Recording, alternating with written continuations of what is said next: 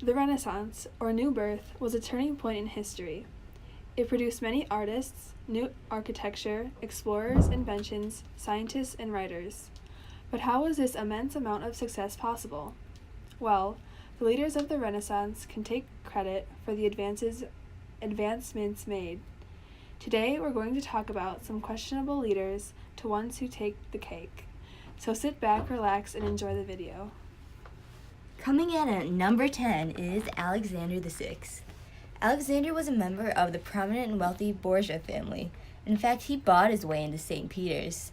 Once there, he committed extreme nepotism, including his sons, various family members, and even his mistress's, Venosa Catanini's, relatives. He was corrupt, controversial, and some people even say wicked. There are rumors that he poisoned Cardinal Adriano Castellesi, arranged other various murders, and hosted wild orgies inside of the papal palace.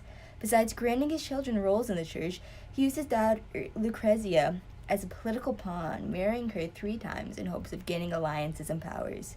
It's also speculated that he fathered a child of Lucrezia.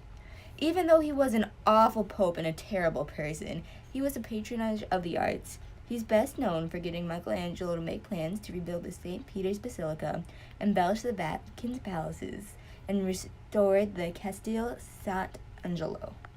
And coming in at number 9 is Ivan IV. Ivan IV, also known as Ivan the Terrible, was Grand Prince of Moscow from 1533 to 1547. Ivan was known to be intelligent, but was also known to have violent fits of rage. Ivan's rage gave him the nickname of Grozny, which roughly means formidable or sparking terror or fear. Ivan was constantly exposed to danger as a child, which molded much of his ruthless and suspicious behavior. He was so ruthless he was believed to be mentally ill. Some of his ruthless rages led to him beating his pregnant daughter-in-law, causing a miscarriage, killing his son, and blinding the architect of the St. Basil's Cathedral. Ivan also created the Oprichniki, which was the first secret Russian police. When Ivan died, he left the country in disarray. At number 8, Paul III. Said to be intelligent, determined, indecisive, and a man of great charm, Pope Paul III was a pretty okay dude.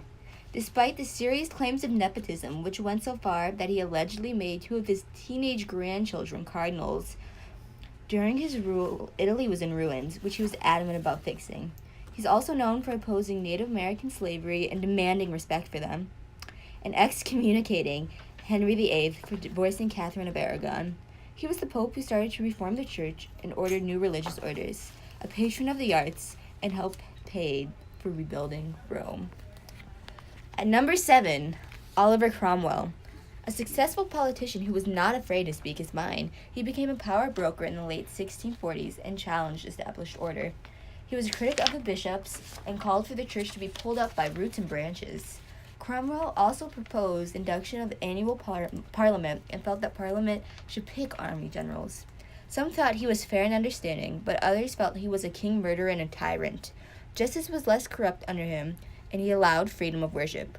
Although he ordered the death of almost 3,500 royalist soldiers, and there were some civilian deaths. He also did not punish those who participated in another massacre.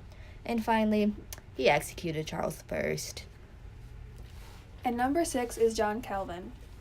John Calvin was a French Protestant reformer, and he was a major leader of the Protestant Reformation. He made a powerful impact on the fundamental doctrines of Protestantism. He is even credited as the most important leader in the 2nd generation of the Protestant Reformation. Now coming in at number 5 is Martin Luther. Martin Luther was a German theologian whose writings led to the Protestant Reformation.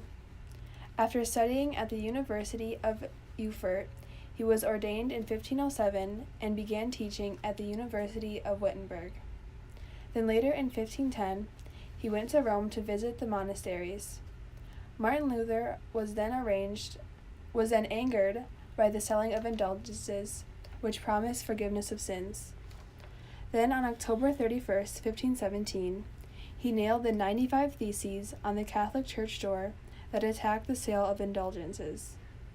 This act led to the Protestant Reformation and made him an important leader in religion. Coming in at number 4 is Queen Elizabeth I. Queen Elizabeth the first ruler over England and Ireland for 44 years. An accomplishment she made was that her policies cleared debt and provided economic prosperity. She also provided a period of stability and peace in England. Another accomplishment was that she established the Elizabethan religious settlement.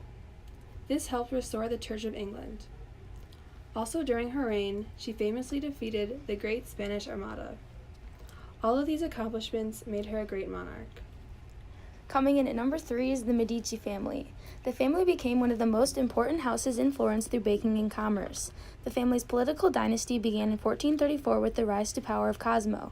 The Medici family lasted for around 300 years with the rulers of Cosimo the Elder, Lorenzo the Magnificent, Lorenzo's great-grandson also named Cosimo, and many in between. The last was Gian Gaston, who died in 1737 without an heir, and when he died, the family dynasty died with him. The Medici family produced 4 popes, and during their dynasty, Renaissance culture flourished and Florence became the cultural center of Europe. Now coming in at number 2 is Henry VIII, also known as Henry the Great, and he ruled England for 36 years. He was most known for having 6 wives, but he also did things that made an impact on many people. Henry VIII played a role in the Protestant Reformation. One thing he did was when he wanted to annul his first marriage without the Pope's approval, he led to the creation of a separate Church of England. Along with this, he also founded the English Navy and enhanced the standing of the English monarchy. Before we get to our number 1 ruler, we have a few honorable mentions who did not quite make the cut. The first honorable mention is Charles I. Charles I was the monarch of 3 kingdoms, including England, Scotland, and Ireland from 1625 until he was executed in 1649. After a weak and sickly childhood, Charles became a strong horseman and a strong-willed king. In Charles's first 4 years as monarch, he dissolved the Parliament, a legislative elected body of government, 3 times. Then in 1629, Charles dissolved the Parliament altogether. Charles's reign was rocky and was marked by religious and political strife that led to war. And our second and final honorable mention is Edward VI. The only legitimate son of Henry VIII, Edward became king at age 9. However, his uncle Edward Seymour took over.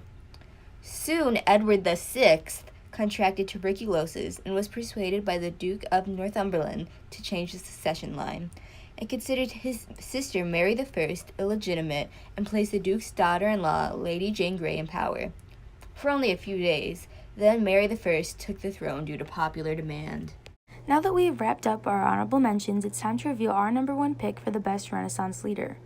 Mary I was the Queen of England and Ireland from 1553 to 1558. She was also the first queen to rule without being the wife of a king.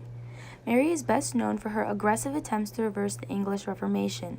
Mary also worked hard to restore Catholicism and sanction the persecution of Protestants, hundreds of whom were burned at the stake. These persecutions led Mary to gain the nickname Bloody Mary. Mary was so interested in converting back to Catholicism that she married Philip II of Spain just to avoid the reversal of reforms, although this did not work because she did not have children.